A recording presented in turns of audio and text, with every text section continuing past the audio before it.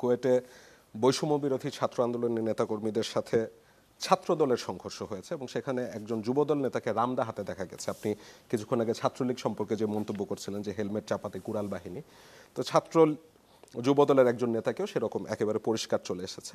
এবং যেখানে বিএনপির বহিরাগত কর্মীরাও এসে হামলা করেছে, যেই ঘটনাটা আমরা দেখেছিলাম বৈষম্য বিরোধী ছাত্র আন্দোলনের সময় ঢাকা বিশ্ববিদ্যালয়ে ছাত্রলীগ এসে করেছিল।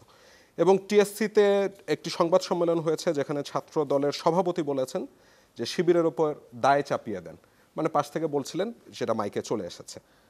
ছাত্রদল কি এখন ছাত্রলীগের পথে হাঁটছে? আসি, তার আগের প্রশ্নটা এর সাথে রিলেভেন্ট। আপনি বলছেন বিএনপি কি সঙ্গীহীন হয়ে গিয়েছে? আচ্ছা, বলেছিলেন জামাতের সাথে আপনাদের দূরত্ব বেড়েছে, ছাত্রদের সাথে মনে হচ্ছে বাড়ছে। দেখুন, আগে কেন জোট হতো? বিএনপি একটি ছাতা নিয়ে দাঁড়িয়েছিল, আওয়ামী লীগ একটি ছাতা নিয়ে দাঁড়িয়েছিল, দুইটি বৃহত্তর সংগঠন। এই ছাতার নিচে অনেকে এসে ছায়া নিয়েছিলেন, অর্থাৎ তাদের সাথী হয়ে সরকারের সঙ্গী হয়েছিলেন। এখন কি বৃহত্তর একটি দল আওয়ামী লীগ আছে? নেই। তা আমাদের সাথে জামাতের জোট ছিল, তা আমরা কি আবার 2024-এর আমি আর ডামি ইলেকশন করব জামাত যদি আমাদের সাথে থাকে? নিশ্চয়ই প্রতিযোগিতা হতে হবে। তো প্রতিযোগিতা হতে হলে জামাতকে দূরে যেতে হবে এবং রেটোরিক্স, এবং তারা বিএনপির বিরুদ্ধে তো বলবে, অন্য কার বিরুদ্ধে বলবে।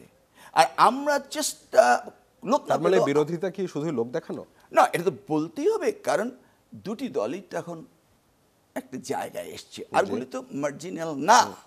তো ইন দিস কেস জামাতকে আমাদের সঙ্গী হতে পারে? নিশ্চয়ই না।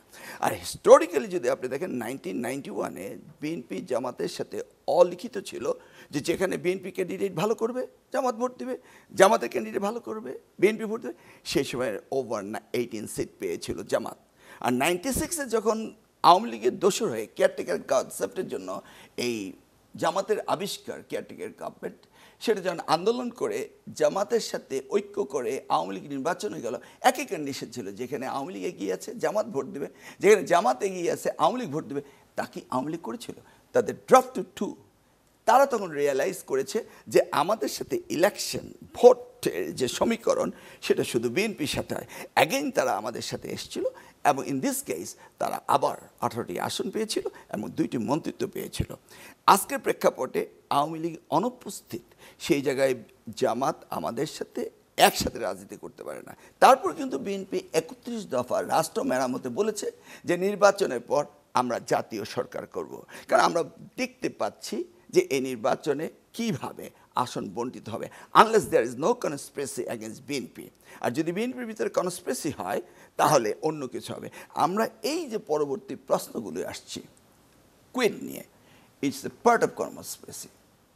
I am not gonna blame বৈষম্য, I will not blame Shibir, but it is a part of conspiracy. এবং যতই সময় লিঙ্গার করবেন ততই কনস্পিরেসি হতে থাকবে, কারণ বিএনপি রামদা নিয়ে দাঁড়িয়ে থাকবে আর আমরা বলবো শিবির এটা করছে।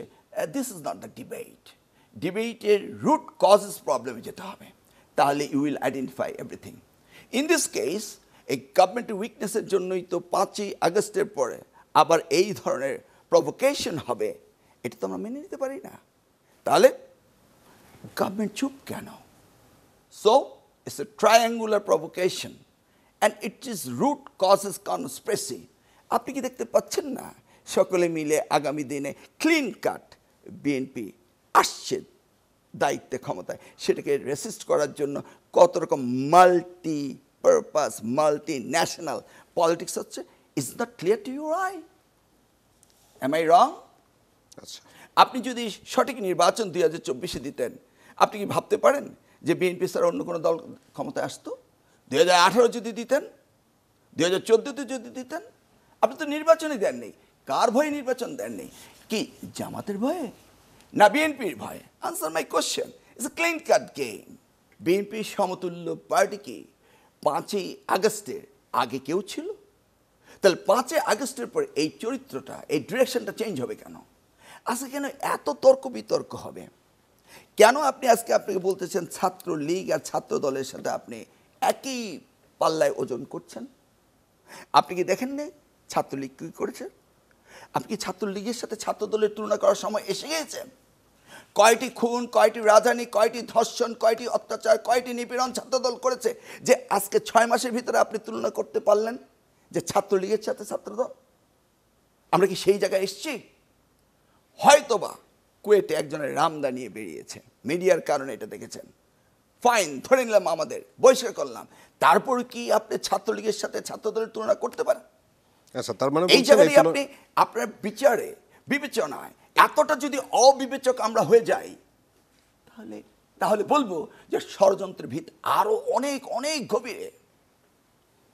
এবং আপনারা মিডিয়ারা কিভাবে পাগল হয়ে এটা বলছেন? মানে বিএনপি তো এখনো ক্ষমতাতেই নেই, নিশ্চয়ই এবং না। এরকম একটা অবস্থাতে দাঁড়িয়েই 5 আগস্টের গণঅভ্যুত্থানের পরের যে একটা অবস্থা, সেখানে দাঁড়িয়ে যখন ছাত্রদলের নেতাকর্মীরা প্রকাশ্যে রামদা নিয়ে বের হতে পারে, তখন যদি ক্ষমতা তারা নেয় তখন কি অবস্থা হতে পারে? সেখান থেকে যদি আমি প্রশ্ন করি, এইটার মূল কারণ হলো আইন শৃঙ্খলা পরিস্থিতি। এই বৈষম্য বিরোধী ছাত্র নেতারা এই দেশকে বিপ্লবের মধ্য দিয়ে স্বাধীন করেছে। তারপরে গাজীপুরের ঘটনাটা কি হলো? পিটিয়ে মেরে ফেলেছে। Why didn't you ask that question? কারা মারলো? ছাত্রদল মেরেছে না আওয়ামী লীগ মেরেছে? কি বৈষম্য বিরোধীরা এর বিরুদ্ধে ব্যবস্থা নিয়েছে? হেই, স্পেড টু স্পেড কথা বলতে হবে। I cannot buy a crap যে একটি ঘটনা দিয়ে আমি ছাত্রলীগের সাথে ছাত্র দল তুলনা করবো। নো ওয়ে হো যে